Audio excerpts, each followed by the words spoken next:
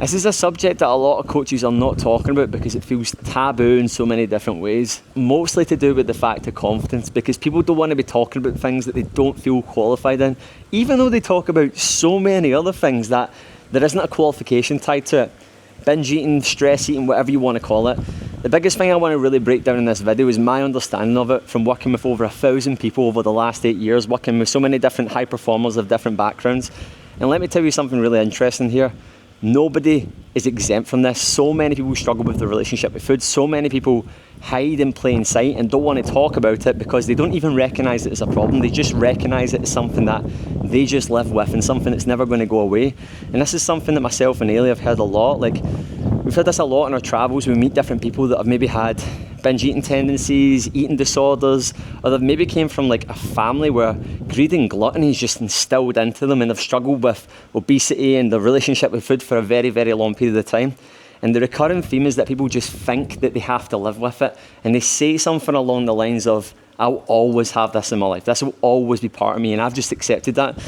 And we've watched Ailey come back from nearly dying, dropping down to like 32 kilograms in weight due to an eating disorder, to where she is now, where she's not even in recovery, guys. That word recovery sometimes almost is a bit of a label that folk end up actually holding on to that keeps them stuck. It's not part of her life anymore.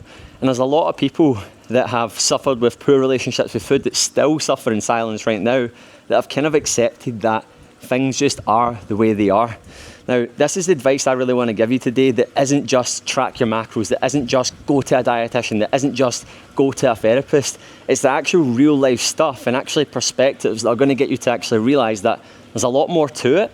And if you actually look at things differently and start doing the work to actually challenge it, you're going to be able to actually get over it. So the first thing we need to realise is like, it's a scale of 1 to 10, guys, right? So we hear people say things quite a lot. Clients will say things to us like, I've got binge eating tendencies, or I binge eat, right? And then we speak to them a little bit, and because a lot of folk don't want to talk about this stuff, we then unpack it a little bit more. And I'll tell you a story. When I used to be in the Air Force, I had a lot of greed and gluttony, right?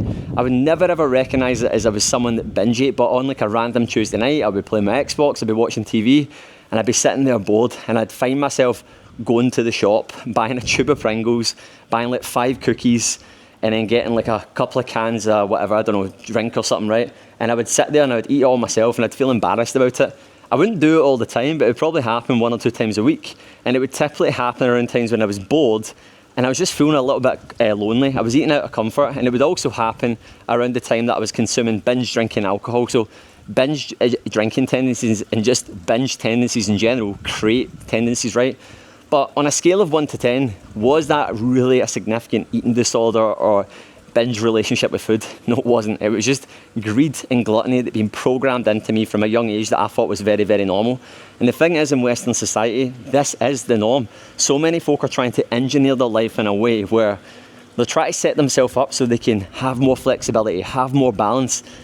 And this is the thing, guys, like, people aren't actually creating balance in their life. What they're actually doing is just subduing themselves, limiting themselves and restricting themselves something from a period of time, and then when they actually introduce it into their diet or into their lifestyle, they have no actual control of it. So I'll actually go through some stuff today that's really practical for you to actually go into. So that's like one end of the spectrum. That's like level 1 binge eating. And then level 10 binge eating is someone who's actually got compulsive eating behaviours, who feels like as soon as they have food in front of them, it's like a drug. This is actually deeply psychological, and this can actually go back to essentially the way that you're wired. It's like a mental illness, right? Again, guys, like I said, Ailey was literally hospitalised with anorexia to the point that she nearly died. And now she's at a point in her life where it's actually so fleeting, and she can't even actually say that it's part of her. It's something she actually needs to work on.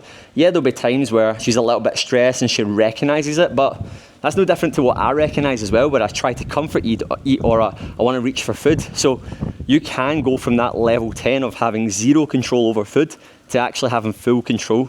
But this is the truth, guys.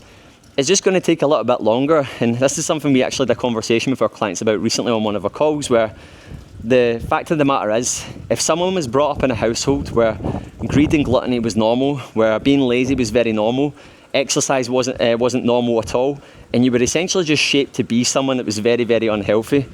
That version of you versus the version of you that was brought up in a household where exercise was normal, where looking after yourself was normal, and encouraged a healthy diet with good eating tendencies.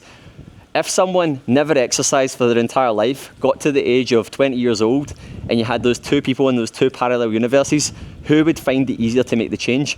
Obviously the person that was brought up with good tendencies. Could the other person change? Yes, 100% they could. It would just take a little bit longer. And this is the thing that folks just do not get. They just look at everyone else around them, they stare at other people, they're focused on other people's progress, and they just get hell-bent on the fact that they cannot change. The first thing that you need to change is your attitude and your outlook. And if you look at any kind of personal development program, if you look at addiction programs, the likes of Alcoholics Anonymous and Cocaine Addicts Anonymous, what's the first thing that they focus on doing? Level 1, step 1 of the program, it's acceptance.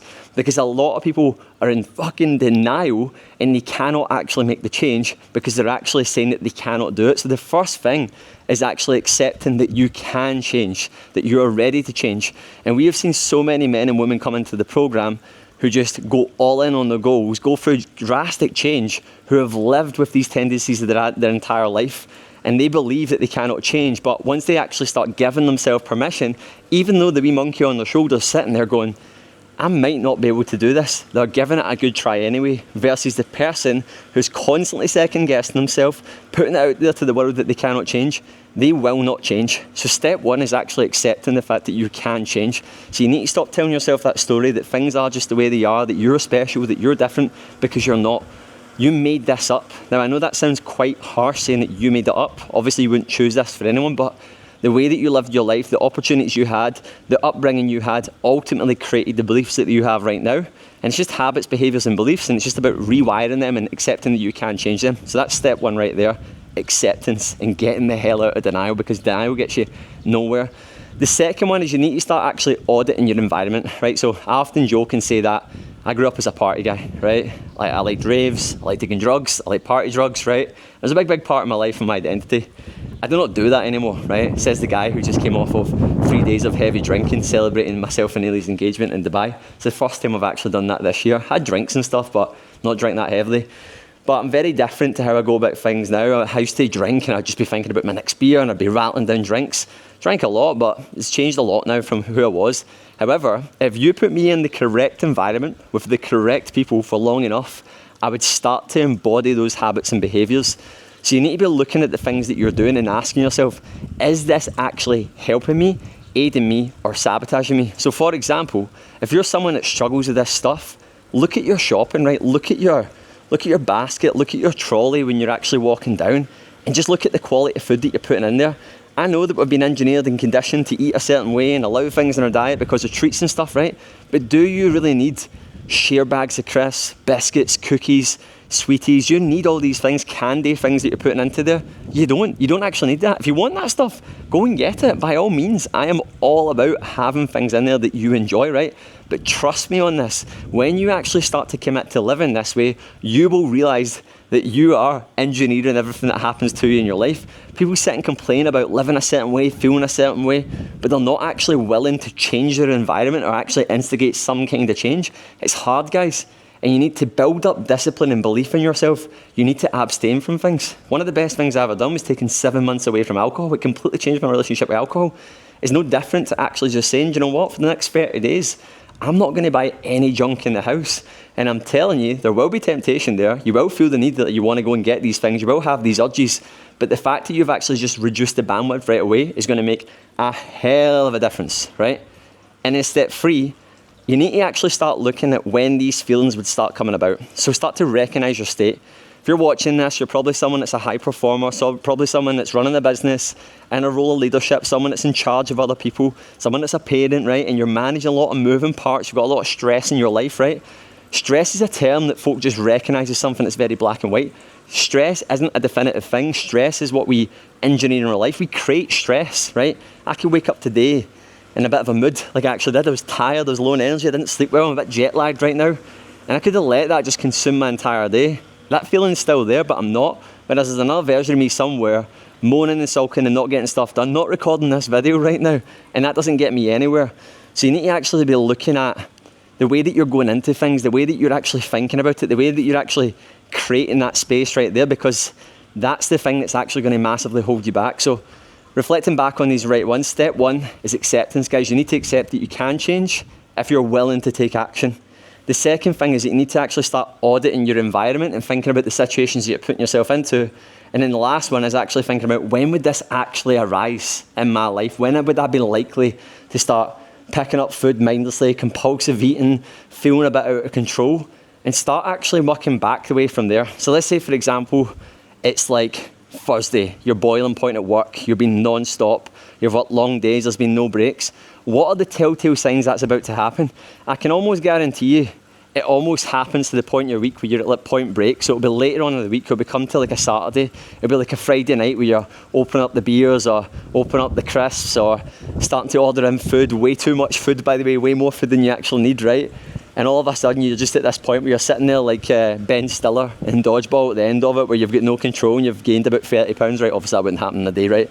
You get what I mean here, right? Start to work back the way. What were the things that led to that?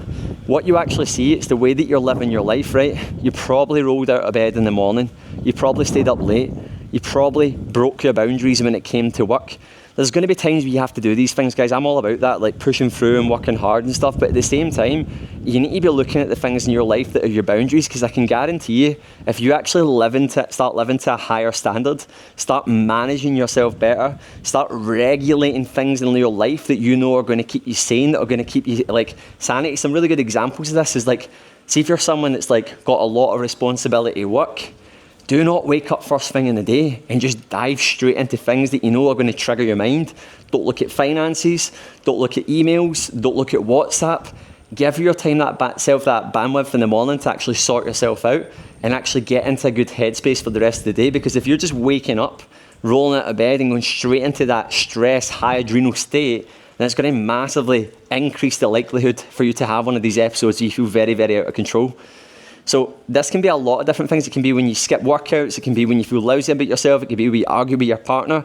Start to actually look at the things that are the telltale signs that happen 5 to 10 steps before the binge eating episode, before the compulsive eating kicks in. Because I'm telling you right now, it's not that you have to live with this forever, it's the way that you're living your life. So it's your beliefs, it's what you're accepting, and it's the way that you're living your life. It's a very, very complex thing, but by you actually surrendering to this, committing to this, I'm telling you right now, you will see so much change there. So guys, please leave your thoughts in the comments below, and do me a massive favour, please hit subscribe to the channel. I hope you took a lot away from this. I hope this really helped you, and I hope you're having an absolutely fantastic day.